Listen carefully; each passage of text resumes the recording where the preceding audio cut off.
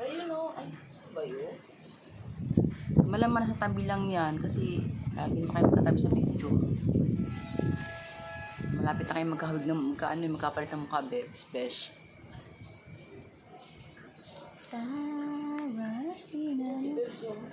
Where? Ito.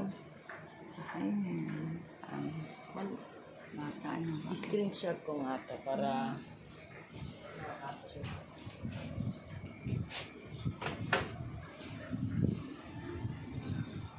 Ay, alam ko na mag